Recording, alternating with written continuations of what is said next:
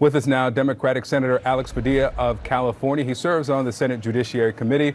Senator, thank you for being with me. We just got some sound in from Vice President Harris, who presided over today's vote. And I want you to hear what she said about this moment. I think it makes a very important statement about who we aspire to be, who we are, who we believe ourselves to be. It's a statement about that on our highest court in the land, we want to make sure that there's going to be full representation and the finest and brightest and the best. And that's what happened today. I'm very proud.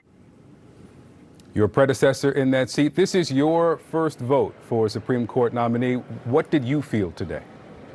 Oh, Victor, good to be with you today. Today is a day of celebration.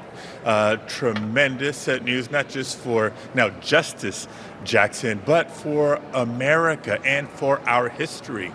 Just as we say in elections that our democracy works best when as many American voices and perspectives are included and represented, so it is in the judiciary branch of our government, including the highest court in the land. And now that Justice Jackson will be there, we are closer to having that more perfect nation because of not just the tremendous qualifications and credentials that she brings, but the much needed perspective and life experience that she adds. What did you make of the proceedings today? The vote held open for Senator Paul, who rushed in casual clothes to cast a vote. Senator Graham wasn't wearing a tie, reportedly, so he had to vote from the cloakroom while Democrats were cheering, Republicans silently filing out quickly. What did you make of that? Yeah, as Senator Booker, I, and other members of the Judiciary Committee said at the end of the confirmation hearings a couple of weeks ago, we're not going to let anyone steal our joy, because this is a moment that should be celebrated. The nomination of now Justice Jackson was historic. The confirmation hearings, look, I'm glad that most members of the committee, all the Democrats for sure, and even some Republicans came to the committee with appropriate, thoughtful questions about judicial philosophy and the law, etc. Sadly, Republican members of the committee came in with baseless attacks seeking to undermine a more than qualified nominee, and the antics that we saw today from Senators Paul, Graham, I think were disrespectful to the process, disrespectful to Justice Jackson, and disrespectful to the American people. But that notwithstanding, we're not going to let anyone steal our joy. I will also add this, Victor, because sure. As this confirmation is done, people are naturally looking ahead. We don't know when the next vacancy on the Supreme Court is going to be or what the next confirmation process will look like. But to me, it's a reminder of the stakes of these midterm elections. When Senator Graham says somebody like Justice Jackson would never have gotten a hearing in Judiciary Committee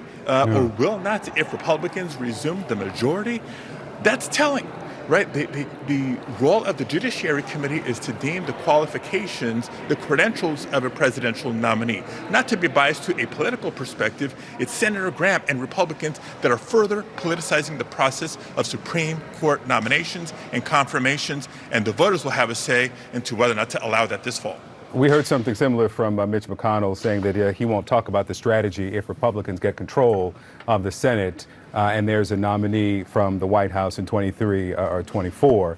Let me ask you about another topic here. This is Title 42. This is the public health order that the White House determined will be lifted in about 7 weeks, used to, thus far, keep 1.7 million migrants out of the U.S. who are seeking asylum from the southern border mostly. There are at least a half dozen Democrats who believe that the president, or trying to block the president's lifting of that order until at least the public health emergency is lifted, or there is a plan to stop the expected surge of migration across the border. Why not wait until that point? Look, so a couple of things, Victor. Number one, let's all remember what Title 42 is. Title 42 is not immigration policy.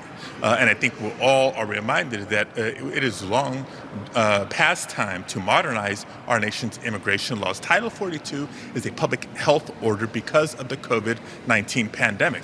And we see what's going on across the country. Restrictions are coming down, vaccines are up, case counts are declining, we're losing our masks. So if the COVID justifications for Title 42 under Trump are no longer there, then I think what the president is seeking to do is appropriate. And that being said, what we do want to insist on is a safe, orderly, and humane process when it comes to immigration laws and immigration processing. It is not illegal. It is absolutely lawful for someone fleeing persecution, fleeing violence, fleeing natural disasters to come to the United States seeking asylum. And we need to have a process in place to consider those requests. And so those are the questions that we are asking. I'm also a member of the Homeland Security Committee, asking questions of Secretary Mayorkas and others in the administration.